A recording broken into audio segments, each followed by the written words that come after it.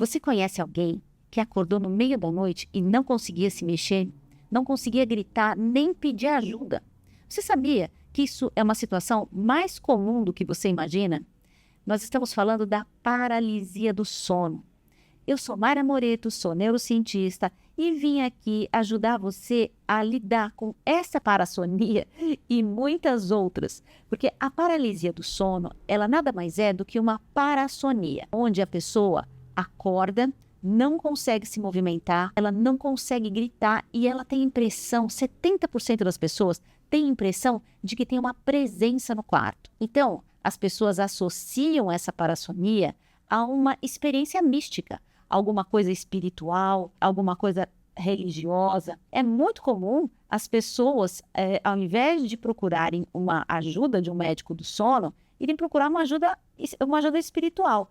Não é de todo mal. Nós vamos entender por quê. A medicina tem bastante ferramenta para a gente usar quando você sofre de crises recorrentes de paralisia do sono. Por que que ela acontece? Porque durante a noite nós temos vários despertares noturnos. E nós temos várias fases do sono também. Na fase REM do sono, o seu cérebro está mais ativo do que ele está agora aqui, você falando comigo. Mas o seu corpo entra numa paralisia para que você, durante o sonho, que é no REM que nós sonhamos, então você entra em paralisia para você não executar o movimento do sonho que você está sonhando. Então, por exemplo, é muito comum um jogador de tênis sonhar que está jogando tênis e fazer o movimento. É muito comum uma pessoa, isso se ela tiver alguma patologia relacionada a esse distúrbio do movimento no REM. Muito comum também, para alguns distúrbios, você sonhar que você está brigando com alguém e de repente você acaba batendo no companheiro do lado, que o coitado acorda, além de morto de susto, roxo. É comum, gente, é muito comum.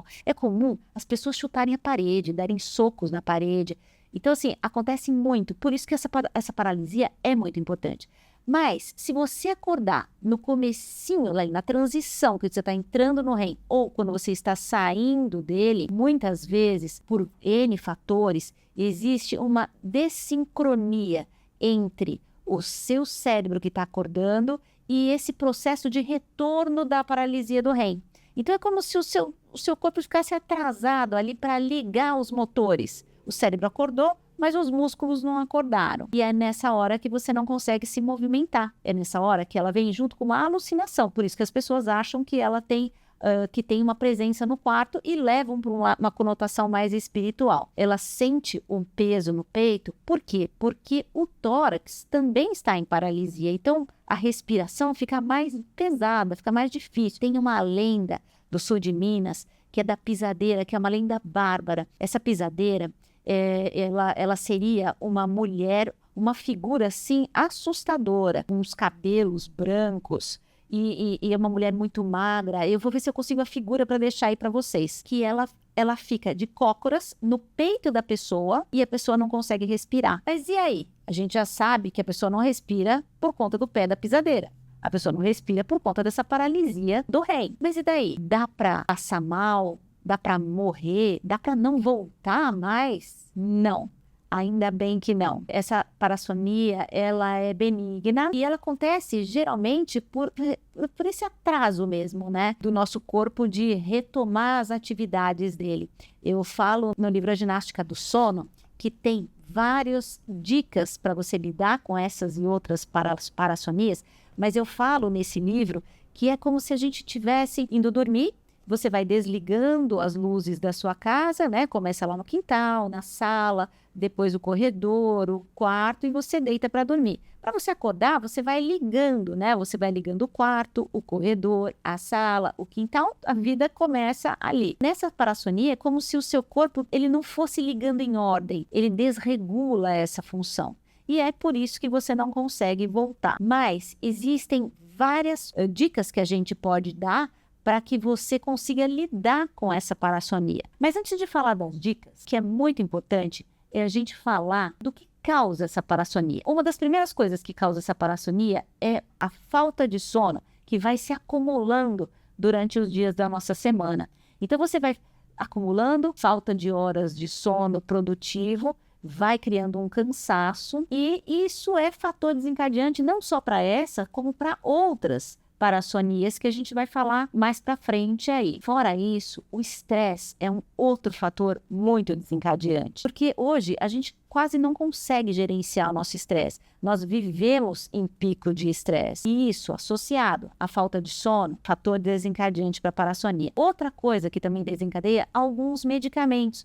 Mas, no caso de medicamento, parou de tomar o medicamento, ele volta ao normal. Quando é perigoso essa parassonia? Perigoso, diria que nunca, mas quando ela é ruim para a gente, quando você começa a ter várias parassonias, quando você começa a ter episódios repetitivos, e daí isso atrapalha não só a qualidade do seu sono, mas atrapalha também o seu dia no dia seguinte. Daí é hora de procurar um médico do sono. Mas o tratamento, em geral, dela, ele é feito com orientações e uma reeducação do seu sono. Por isso que eu falo que no livro tem mais de 3 capítulos voltados só para ensinar você a otimizar teu sono, ensinar você a regular o seu sono, aumentar a qualidade de sono. São técnicas super fáceis de fazer que dependem de você. Mas se você foi gerenciar o seu estresse, se você fez todas as técnicas aqui do livro e mesmo assim começou a ter, ainda tem episódios repetitivos, aí é hora de procurar um médico do sono para avaliar o seu caso.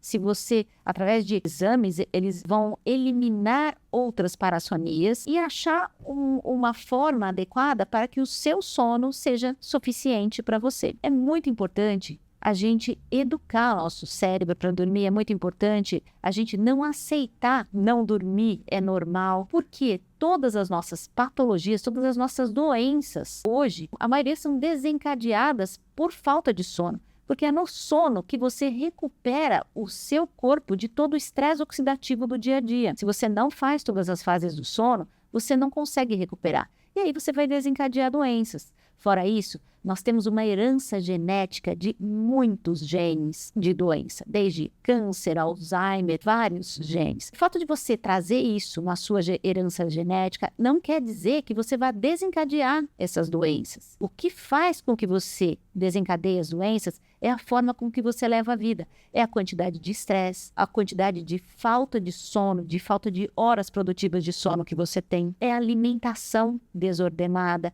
falta de exercício físico. Então, assim, a maneira com que você vive e que você cuida de você é que vai dizer se você vai ter ou não diversas doenças que você traz geneticamente. Vamos nos cuidar. Vamos cuidar do nosso sono. E se você gostou desse nosso papo de hoje, curte, se inscreve, porque a semana que vem eu vou voltar com uma parassonia que vai ser de arrepiar os cabelos. Fica coladinho aí comigo, que logo, logo tem mais.